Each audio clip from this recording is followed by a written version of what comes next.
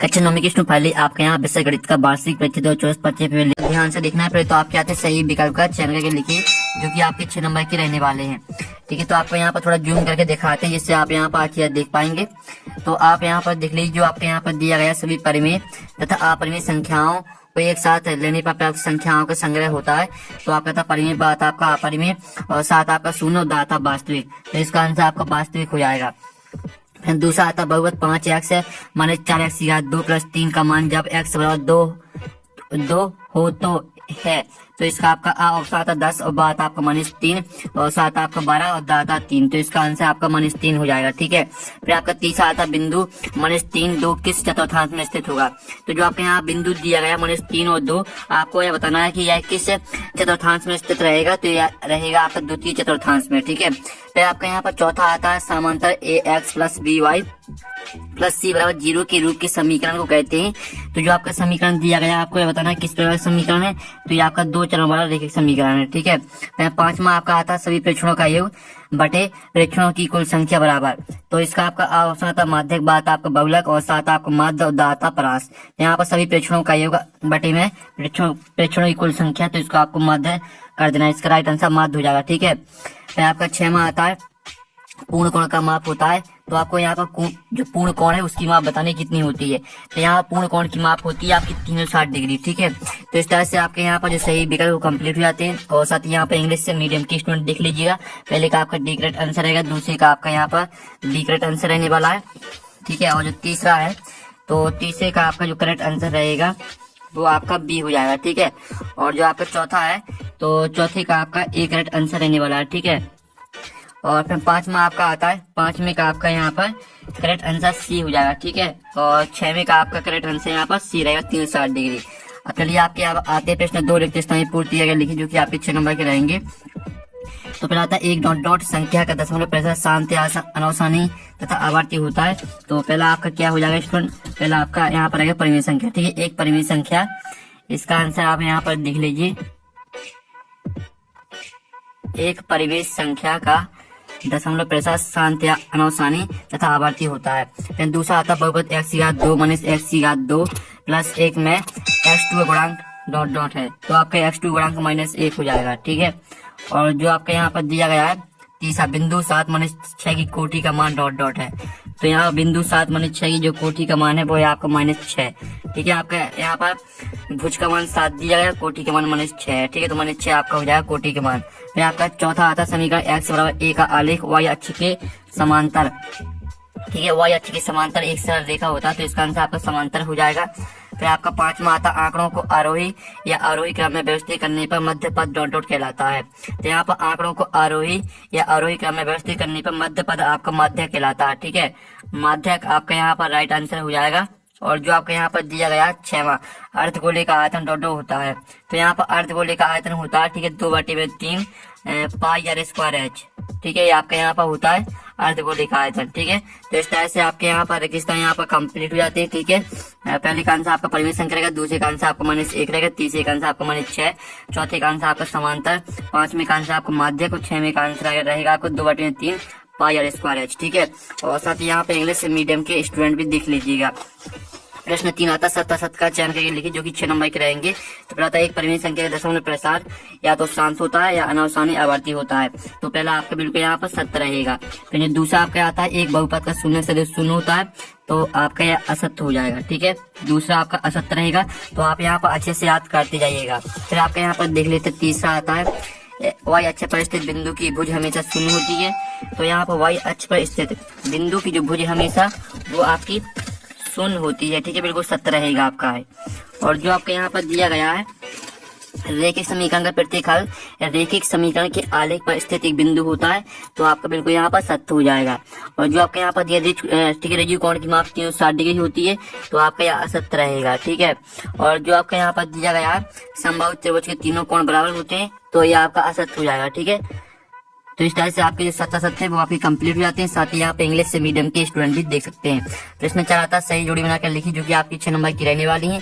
तो पहले आती है आयत है एक, तो आयत है एक आपकी चतुर्भुज से मैच कर देना है। तो दूसरी आती है वही अच्छे परिस्थित बिंदु है, तो इसको आपको 0-3 से मैच कर देना है। और तीसरी आती है ऊपरी सीमा प्लस निम्न सीमा बटे में 2, तो यहाँ पर ऊपरी सीमा प्लस निम्न सीमा बटे में 2 इसको आपको मैच कर देना है यहाँ वर्ग चिन्ह से। और जो चौथी आती है ठोस आकृति का उदाहरण, तो इसको आपको बेलन से मैच कर देना है। और पांचवी आती है ए भुजा वाले संभव त्रिभुज क्षेत्रफल, तो यहाँ पर ए भुजा वाले संभव त्रिभुज क्षेत्रफल इसको आपको √3 बटे में 4 × a² से मैच करना है। ठीक है, आपकी 5वीं। और 6वीं आती है समीकरण 4x + 3y = 12 का एक हल है। तो समीकरण 4x + 3y = 12 का एक हल है, तो इसको आपको मैच कर देना है यहाँ पर 0-4 से। ठीक है, इस तरह से आपकी जो सही जोड़ी है वो कंप्लीट हो जाती हैं। और साथ ही यहाँ पर इंग्लिश से मीडियम के स्टूडेंट भी देख लीजिएगा। ठीक है, तो यहाँ पे इंग्लिश से मीडियम के स्टूडेंट भी देख सकते हैं। अब प्रश्न 5 आता है आपका एक शब्द वाक्य में उत्तर दी, जो कि आपके 6 नंबर के रहेंगे। तो चलिए आपके यहाँ पर देख लेते हैं स्टूडेंट। पहला जो आपका यहाँ पर आता है 1/7 का दशमलव प्रचार किस प्रकार का है, तो इसका आंसर रहेगा आपका यहाँ पर अनावसानी आवर्ती। ठीक है, आप यहाँ पर देखिए अनावसानी आवर्ती, ये आपका यहाँ पर राइट आंसर हो जाएगा। ठीक है, और जो आपका यहाँ पर दूसरा आता है ऐसा बहुपद जिसमें केवल एक पद होता है क्या कहलाता है, तो यहाँ पर ऐसा बहुपद जिसमें केवल एक पद होता है एक पदीय बहुपद कहलाता है। ठीक है, एक पदीय बहुपद, ये आपका यहाँ पर राइट आंसर रहेगा। और जो आपका यहाँ पर आता है आंकड़ों 5, 3, 1, 9, 7 का माध्यक क्या होगा, तो इसका आपका माध्यक बराबर 5 हो जाएगा। ठीक है, माध्यक बराबर 5 आपका इसका राइट आंसर है। आपको जो आंकड़े दिए इनका माध्यक बताना, तो माध्यक 5 आ जाएगा आपका। और जो आपके यहाँ पर दिया गया वह जीवा जो वृत्त केंद्र से होकर जाती है क्या कहलाती है, तो वह जीवा जो वृत्त केंद्र से होकर जाती है आपकी व्यास कहलाती है। ठीक है, व्यास आपका यहाँ पर राइट आंसर रहेगा। और जो आपका चौथा दिया गया त्रिभुज के तीनों कोणों का योग कितना होता है, तो यहाँ पर त्रिभुज के तीनों कोणों का योग होता है आपका 180 डिग्री। और जो आपका यहाँ पर दिया गया 6वां एक चतुर्भुज जिसकी सम्मुख भुजाओं का प्रत्येक युग्म बराबर हो क्या कहलाता है, तो इसका आंसर है समांतर चतुर्भुज कहलाता है। ठीक है, समांतर चतुर्भुज, ये आपका यहाँ पर राइट आंसर हो जाएगा समांतर चतुर्भुज। ठीक है, एक चतुर्भुज जिसकी सम्मुख भुजाओं का प्रत्येक युग्म बराबर हो क्या कहलाता है, तो इसका आंसर है समांतर चतुर्भुज कहलाता है। ठीक है, इस तरह से आपके एक शब्द वाक्य होता है यहाँ पर कंप्लीट हो जाते हैं। साथ ही यहाँ पे इंग्लिश से मीडियम के स्टूडेंट भी देख लीजिएगा। ठीक है, और साथ ही आप यहाँ पर प्रश्न 6 देख लीजिए, सरल कीजिए 3 + √3 और 2 + √2। ठीक है, और इसका जो अथवा आता है 1/3 √7 के हर का परिमीकरण कीजिए। तो स्टूडेंट आप यहाँ पर देख लीजिए आपका 6वें क्वेश्चन का आंसर रहने वाला। ठीक है, इस तरह से आपको इसको सॉल्व करना है।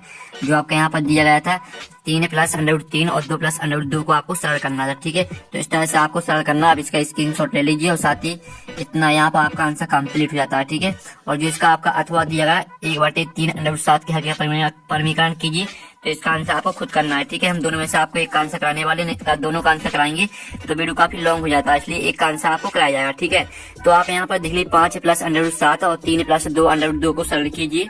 तो चलिए हम यहाँ पर 7वें का आंसर देख लेते हैं। और यानी 7वें का अथवा जो दिया गया 1 और 2 के बीच है 5 परिमेय संख्या लिखिए।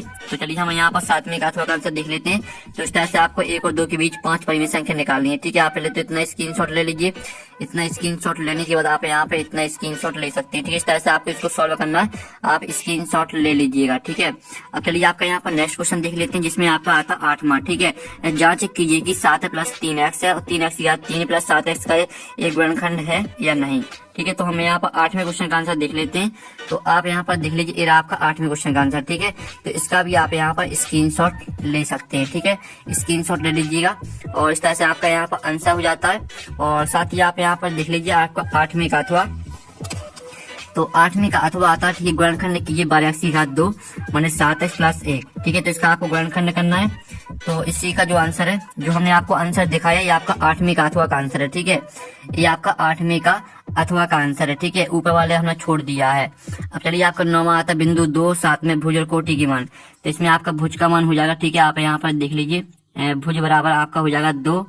ठीक है, और कोटि बराबर आपका यहाँ पर रहेगा 7। ठीक है, इस तरह से आपके भुज और कोटि के मान हो जाते हैं। अब चलिए आपके यहाँ पर 9वें का अथवा देख लेते हैं। तो 9वें का आपका यहाँ पर अथवा आता है बिंदु 9 3 में भुज और कोटि के मान क्या है।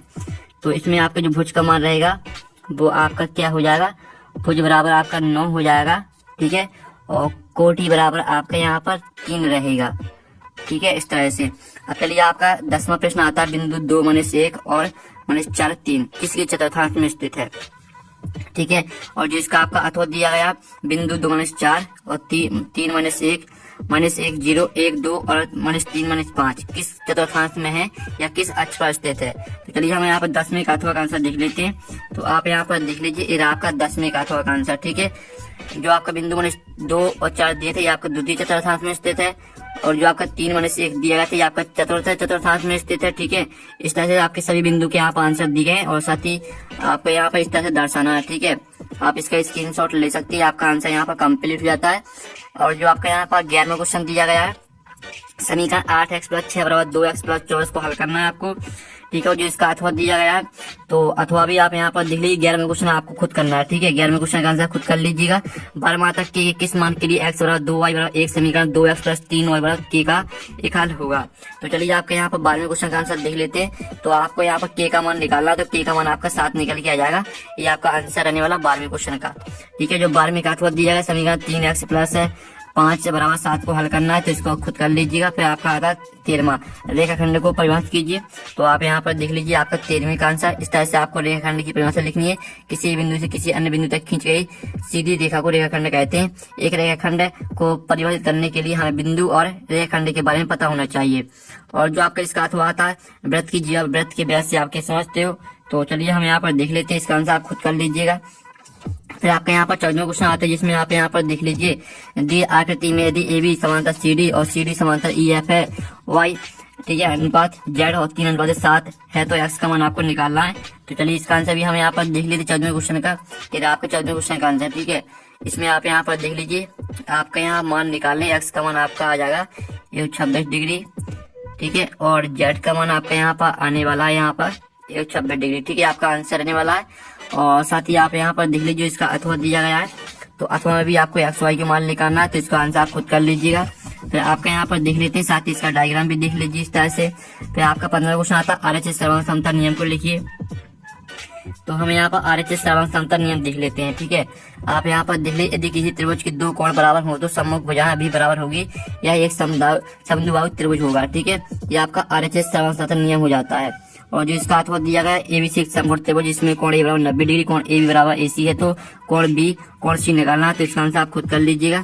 फिर आपका जो यहाँ पर दिया गया है, यदि एक समांतर चतुर्भुज के विकर्ण बराबर हो तो दर्शाइए कि वह आयत है। ठीक है, तो आप यहाँ पर देख लीजिए, इस तरह से आपको सिद्ध करना है ABCD एक समांतर चतुर्भुज जिसके विकर्ण बराबर है। ठीक है, इस तरह से आप इसका स्क्रीनशॉट ले सकते हैं, आपका आंसर हो जाता है। ठीक है, तो इसका आप स्क्रीनशॉट ले लीजिए, आपका पूरा यहाँ पर आंसर। ठीक है, ये आपका यहाँ पर 16वें क्वेश्चन का आंसर हो जाता है। जो 16वें का अथवा दिया गया है, सिद्ध कीजिए कि यदि एक चतुर्भुज की सम्मुख भुजाओं का प्रत्येक इक्म बराबर हो तो वह एक समांतर चतुर्भुज होता है। तो इसका आंसर आपको खुद करना है। ठीक है, 17वां आता है, 14 सेंटीमीटर व्यास वाले गोले का पृष्ठीय क्षेत्रफल निकालो। तो चलिए हम यहाँ पर गोले का पृष्ठीय क्षेत्रफल आपको किस तरह से निकालना है, इस तरह से निकालना है। ठीक है, आप यहाँ पर देख लीजिए, गोले की त्रिज्या r बराबर आपके यहाँ पर 14/2 यानी 7 सेंटीमीटर आपकी गोले की त्रिज्या आ जाएगी। और गोले का पृष्ठीय क्षेत्रफल आपका 4πr², आपको सूत्र लगा देना, इसमें मान रख देना है। तो आपके यहाँ पर 616 सेंटीमीटर स्क्वायर आपका आंसर आ जाएगा। ठीक है, स्क्रीनशॉट ले सकते हैं। और साथ ही इसका अथवा आता है, उस गोले की त्रिज्या ज्ञात कीजिए जिसका पृष्ठीय क्षेत्रफल 154 सेंटीमीटर स्क्वायर है। ठीक है, तो इसका आंसर आपको खुद करना है। फिर आपका 18वां आता है, दर्शाइए यदि चतुर्भुज के विकर्ण परस्पर समकोण पर समद्विभाजित वह एक समचतुर्भुज होता है। ठीक है, तो हम यहाँ पर 18वें क्वेश्चन का आंसर देख लेते हैं। तो आप यहाँ पर देख लीजिए, आपका 18वें क्वेश्चन का आंसर। ठीक है, पहले तो आप यहाँ पर देख लीजिए, मान लीजिए ABCD एक ऐसा चतुर्भुज जिसके विकर्ण AC और BD एक दूसरे को ऊपर समकोण पर समद्विभाजित करते हैं। ठीक है, इस तरह से आपका आंसर रहेगा, आप इसका स्क्रीनशॉट ले लीजिए। ठीक है, ये आपका यहाँ पर आंसर हो जाता है। ठीक है, आपका 18वें क्वेश्चन का आंसर हमने करा दिया। साथ ही 18वें का अथवा देख लीजिए, दर्शाइए कि एक वर्ग के विकर्ण बराबर होते हैं और एक दूसरे को समकोण पर समद्विभाजित करते हैं। फिर आपको 19वां आता है, उस गोले की त्रिज्या ज्ञात कीजिए जिसका पृष्ठीय क्षेत्रफल 154 वर्ग सेंटीमीटर है। तो हम यहाँ पर 19वें क्वेश्चन का आंसर देख लेते हैं। ठीक है, 19वें क्वेश्चन का जो आपका आंसर रहने वाला है, तो वो आप यहाँ पर देख लीजिए, ये आपका 19वें क्वेश्चन का आंसर रहेगा। ठीक है, इस तरह से आपको यहाँ मान लीजिए गोले की त्रिज्या R है और गोले का पृष्ठीय क्षेत्रफल 54 है। ठीक है, आपको मान रख देना यहाँ पर। ठीक है, तो आप यहाँ पर देख लीजिए, इसलिए गोले की त्रिज्या जिसका पृष्ठीय क्षेत्रफल 154 सेंटीमीटर स्क्वायर है, 3.5 सेंटीमीटर है। ठीक है, 3.5 सेंटीमीटर ये आपकी गोली से निकल के आ जाएगी। ठीक है, आपको 19 में क्वेश्चन का यहाँ पर आंसर हो जाता है। अब साथ ही हम यहाँ पर 19 में एक अथवा देख लेते हैं। तो 19 में एक आपका यहाँ पर अथवा आता है, गोली का पृष्ठीय क्षेत्र ज्ञात कीजिए जब उसकी त्रिज्या 10.5 सेंटीमीटर हो। तो इसका आंसर आप खुद कर लीजिएगा। फ्रेंड, जो आपके यहाँ पर आता है, गणित की परीक्षा में 15 विद्यार्थियों द्वारा 25 में से प्राप्त अंक निम्न है। तो आपके 25 में से प्राप्त किए गए अंक दिए गए, इन आंकड़ों के बहुलक और माध्यक आपको निकालना है। तो आप यहाँ पर देख लीजिए, इस तरह से इसको आपको हल करना है। गणित की परीक्षा में 15 विद्यार्थियों के अंक, ठीक है, इन अंकों को आरोही क्रम में व्यवस्थित करने पर इस तरह से आपको इसे सॉल्व करना है। ठीक है, आप इसका जो स्क्रीनशॉट है वो ले सकते हैं। ठीक है, इसका आप यहाँ पर स्क्रीनशॉट ले लीजिए, आपके यहाँ पर आंसर दिया गया है। ठीक है, इसका स्क्रीनशॉट आपको ले लेना है। और साथ ही आप यहाँ पर देख लीजिए, इसका अथवा देख लीजिए। तो आपके कैसे में आता है, सत्यापित कीजिए। तो इसको आपको यहाँ पर सत्यापित करना है। ठीक है, तो हम यहाँ पर देख लेते हैं, आपको इसका आंसर दिखा देते हैं। ठीक है, 21वें क्वेश्चन का, तो ये आपके 21वें क्वेश्चन का आंसर। ठीक है, इस तरह से आपको इसको सत्यापित करना है। इसका आप यहाँ पर स्क्रीनशॉट ले सकते हैं। ठीक है, ये आपका 21वें क्वेश्चन का यहाँ पर आंसर रहेगा। और साथ ही आप 21वें का अथवा गुणनखंड ज्ञात कीजिए 49 square plus 70 AB plus 25 B square. ठीक है, इनको आपको गुणनखंड करना है। और आपका यहाँ पर 22वां तो सिद्ध कीजिए कि चक्रीय समांतर चतुर्भुज आयत होता है। तो चलिए हम यहाँ पर देख लेते हैं आपका 22वें क्वेश्चन का आंसर। ठीक है, ये आपका 22वें क्वेश्चन का आंसर दिया गया। एक व्यक्ति के अंदर समांतर चतुर्भुज ABCD सिद्ध करना है। ABCD एक आयत है। ठीक है, इस तरह से आप इसका जो स्क्रीनशॉट है वो ले लीजिए। ठीक है, आप यहाँ पर देख लीजिए, ये आपके यहाँ पर स्क्रीनशॉट ले सकते हैं। आपका आंसर यहाँ पर कंप्लीट हो जाता है। और साथ ही आप यहाँ पर देख लीजिए, इसका अथवा आता सिद्ध करोगे चक्रीय चतुर्भुज के सम्मुख कोणों का एक पर 180 डिग्री होता है। फिर आपका 23वां तक किसी त्रिभुज का आधा 16 सेंटीमीटर, शीर्षम 8 सेंटीमीटर। तो उसका क्षेत्रफल ज्ञात करो।